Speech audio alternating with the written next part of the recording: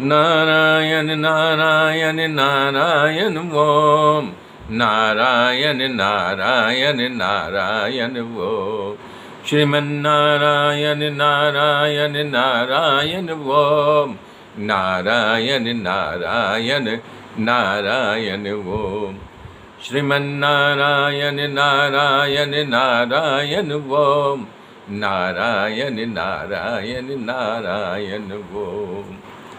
तब भगवान बोले कि ब्राह्मणों को नहीं मानना चाहिए। तो अर्जुन विचार में पड़ गया कि भगवान बोल रहे हैं नहीं मानना चाहिए, लेकिन भीम बोल रहे हैं कि सब हट जाओ, मैं अपने गदा से मार डालता हूँ। तो युधिष्ठिर रोकते हैं कि नहीं, भगवान की बात सुनो, पहले क्या कर रहे हैं। तो कहा प्रभु क्या करूँ, आप बताइए हमें क्या करना चाहिए। तब भगवान कहते हैं कि देखो, ब्राह्मणों का वध करने का कहीं अधिकार नहीं, ब्राह्मण को मारा भी नहीं जाता है। यदि ब्राह्मण को सजा देना हो तो 3 बात है। बोले क्या? बोला उनका सर मुड़ा दो, मुंडन कर दो, और उनकी संपत्ति जो है ले लो, जो कुछ तत्काल उनके पास है ले लो, और सभा से अपमानित करके निकाल दो। तो इस बात को अर्जुन समझ गया। उन्होंने अपना तीर को निकाला और उनका बाल मुड़ने के साथ साथ जो मणि थी मस्तक में वो भी निकाल दिया, और सभा से अपमानित करके बोला भाग जब दुष्ट, यहाँ से कभी दिखाई मत देना। तब अश्वत्थामा वहाँ से आगे बढ़ता है। उसके मन में विचार आया कि अभी द्रौपदी बोल रही थी कि ये इनका जब ब्राह्मण को पायमान होता है तो कुल का नाश कर देता है, तो इसका तो नाश हो गया, 5 पुत्र मर गए, अब कौन बचा है।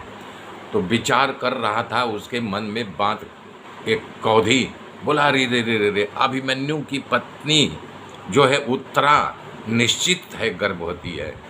ये विचार आते ही तो उसने बोला अब क्या करूं, मैं आग्नेयास्त्र फेंकता हूं।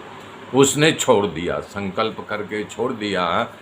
अब वो जो है उत्तरा का गर्भ जलने लगा। ये बात किसको बताए, अंदर की बात, अभिमन्यु तो है नहीं। तब वो जो है विचार करने लगी कि मैं क्या करूं। तब उसने भगवान से प्रार्थना की, पाहि पाहि महायोगिन देव देव जगतपते, नान्यम तदभयम पश्ये मृत्यु माम गर्भो निपात्यता। करई हे नाथ, पाहि पाहि, मैं आपके शरण में आई हूँ। हे महायोगी देवाधिदेव, जगत के स्वामी, इस संसार में आपके समान अभय करने वाला दूसरा नहीं है। यहाँ सब आपस में मरने मारने के लिए तुले हैं, एक दूसरे के मृत्यु का कारण बन रहे हैं। हे प्रभु, अग्न्यास्त्र मेरे गर्भ को जला रहा है, मेरी रक्षा कीजिए, मेरी रक्षा कीजिए। इतना सुनते ही भगवान अंगूठे का रूप लेकर के उत्तरा के गर्भ में चले गए। आज तक भगवान किसी के गर्भ नहीं गए हैं, जितने भी पैदा हुए हैं भगवान सब प्रकट हो गए हैं। माता कौशल्या कह रही, भय प्रगट कृपाला दीन दयाला कौशल्या हितकारी। और भगवान श्री कृष्ण जेल में जब पैदा हुए तो वहाँ कह रहे हैं कि तम अद्भुतम बालकम्बुजे क्षणम चतुर्भुजम शेख गदायुधायुधम। संग गदा के साथ भगवान वहाँ जेल में प्रकट हो गए।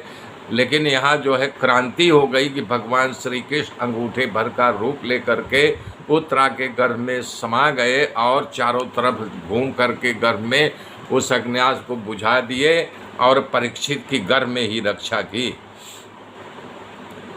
तो इस प्रकार से यानी कि उनके कुल खानदान को भस्म होने से, ब्राह्मण के कोपायमान से भगवान ने बचा लिया। मेरे मित्रों, मेरे साथ बने रहिए, आगे की गाथा फिर जोड़ूंगा। तब तक के लिए आप सबको मेरा नमन। जय श्री राम, जय श्री राम।